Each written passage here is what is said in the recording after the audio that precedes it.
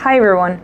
Today I will talk about anxiety and what is it exactly and what to do with it. Oftentimes we feel anxiety when we are not aware of certain parts of ourselves, or when we don't assume the way we feel, or when it's not possible to express or feel the way we want to feel. Anxiety arises when parts of ourselves are not fully accepted or fully welcomed, and we are preventing ourselves from feeling a certain way or feeling certain emotions. Sometimes it's when you put pressure on yourself to act a certain way. Sometimes it's when you perceive that someone else is having expectation on you. So that's why there's a lot of anxiety at work.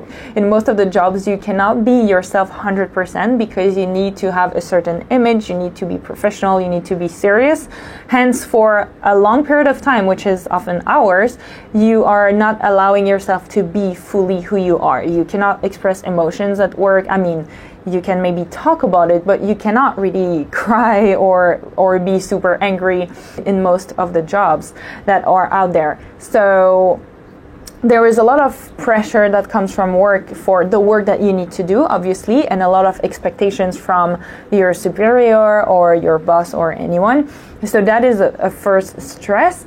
And then you have the stress of yourself, your own image, how you should look and how you want others to perceive you.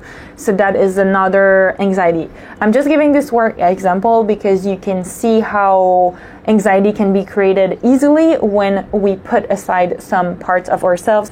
It could also be trying to look fine when you're not fine, trying to look happy when you're not happy. It can even be like trying to be super confident in a party when you're not. Anxiety can arise at that very moment, or it can even come later on afterwards, and then you won't even understand why it's there. But if it just happens, try to understand when or where was a moment where I just stopped being myself, or I just try to project an image of who I want to look like or who I want to be. Also, anxiety can come from a feeling that there are too many emotions inside of yourself and there are too many things, and you're so confused around the overwhelming feeling that there are like 15 emotions at the same time, and then you feel anxiety because it's too intense. I experience that a lot, and it's weird to say, but sometimes we feel like we have 15 emotions at the same time, but actually we just have one or two. And we are so scared of them that we create confusion around them. So it's better to feel 15 things different than to feel that one or two things that are pretty precise and pretty disturbing. And the way around that is just to pause. And what is really helpful is to write down. If you have 15 emotions, write them all down. Write them all down and you will see like what comes up. And it's okay. Sometimes it's like a network of emotions because you are scared of that, you are ashamed of this, and then you don't know like where your head is at and all. But if you connect into that inner space, you won't necessarily find calm or calmness, but you can really connect to what is going on and diffuse an emotion after another and layers of layers. It could also be that you are panicking on top of your emotions. So let's say you have one emotion and then you panic over it, and then you panic over the fact that you panic. The first step is to tell yourself, I am allowed to feel anxious. I am allowed to feel sad. I have the right to feel anger. These are all examples, but just telling yourself that you allow it to be without changing it, without even breathing to try to calm yourself. This is the number one step that we forget so much, because when we have stress or anxiety or overwhelming feelings, we tend to right away go towards, okay, I need to breathe, I need to calm myself down and things like that. Yeah, it's good to calm yourself down, but that can be afterwards. The first step, and that is tremendous, is to welcome how you feel and recognize that, okay, I am anxious right now and I am allowed to feel this way. because the truth is a lot of anxiety comes from the fact that we are trying to change the feeling of anxiety. I know it sounds so dumb, and it's like, why would we do such a dumb thing to put anxiety on top of anxiety? Like, we're already anxious. But that's how we work. We have feelings on top of our feelings. Allowing yourself to feel it and allowing yourself to welcome it is the first step towards overcoming it. But you need to do this without the intention of overcoming it. So if you're impatient about it and you're like, okay, I accepted it now, like, when is it going away? If you're impatient, or if you're waiting for it to go and you're like, okay, this is not working, this trick is not working, you're not actually allowing it to be. And allowing it to be even for 2 minutes, 3 minutes, it changes everything. It's not a meditation, it's not a breathing exercise, it's just an exercise of sitting with yourself or walking with yourself. You can do it while you're walking, of just allowing it to be without changing it. It's really hard to do. It's a challenge. Because why is it a challenge? Because we tend to judge ourselves by thinking, why am I feeling this way? So weird, I'm getting angry about this small matter. What's wrong with me? No, I should not be stressed. I should not be worried. I should not blah, blah, blah.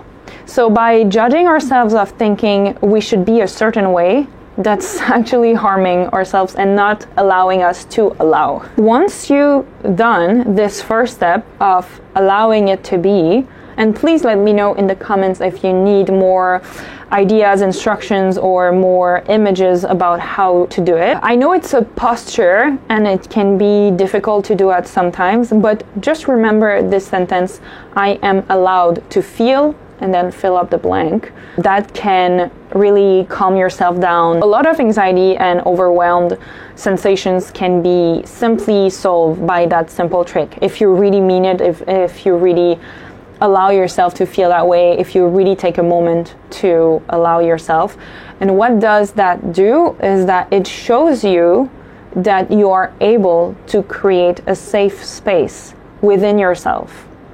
It tells you, okay, it's fine to feel whatever it is, and it's normal, and you're only human, and feeling is different from action. I'm talking about this right here in this video. I think you should watch it. Or, oh, there's a dog coming my way. He went away. Also, a trick is to move your body. When you are overwhelmed, the most helpful thing is actually not to meditate, sit down and breathe, but it's to move your body. It could be only to walk. It could be only to do upper twists. It could only be to move your wrists, whatever it is. It could be hit on your bed. It does not matter, but to move your body is also to move your emotions, because your emotions stay stored inside of your body. If you think about it, where else would they be stored? When I discovered that a few years ago, I was thinking this is so like up to the roof, this idea of like our emotions are stored in our bodies, but where else would they be? If you feel something for a certain time, where is it stored? It's not stored outside of your body, it's stored in your body. You're feeling it, you're experiencing it. The other thing that helped me is to observe my emotions, observe myself, and see how do I react in certain situations, and trying to see what would be a better action that I can take afterwards. According to a certain type of emotion or a certain type of feeling. Journaling obviously helped me a lot. That is a trick that you know it's out there and all. If you're not comfortable with journaling, like I said in another video, you can record yourself. I know it might sound weird for certain people to re-listen to yourself, but it's really something you get over with in a short amount of time. It's just the more you do it, the more it becomes natural to you, and then your voice will become normal to you, like if you were listening to someone else. One of the tricks that really helped me, and that I implemented it recently in the past 2 or 3 years, is having a different posture towards myself. So talking nicely to myself. I know you can hear that a lot, but telling yourself you're beautiful, saying to yourself you're awesome and you can do it and we can change this world together, and saying stuff that even if it sounds weird at the beginning, the more you say it, the more you realize it's actually true anyway.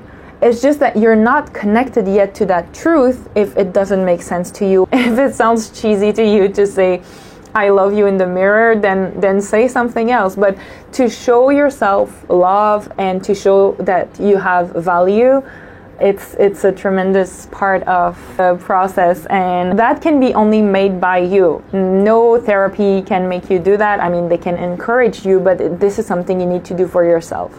And that really helped me to realize my potential and to be like, hey, it's true. Like, I am awesome, but so is everyone else, and we can do this together. And knowing your potential, knowing your worth really help you calm down anxiety, because you know that ultimately you will make the right decision and you are good enough, you are worthy enough, and that is enough. And obviously you can do more, be more, make more, you can do all of these. But if you meet yourself where you're at first, then you just become stronger over time. Well, thank you so much for watching. Please share it with people. You might not know when someone is anxious or when someone is dealing with anxiety or bad feelings or whatever it is, so please share it with as much as people as you can. Also, I'm just starting YouTube. This is not perfect, but I'm really grateful for you to watch until the end, and I'll see you next time.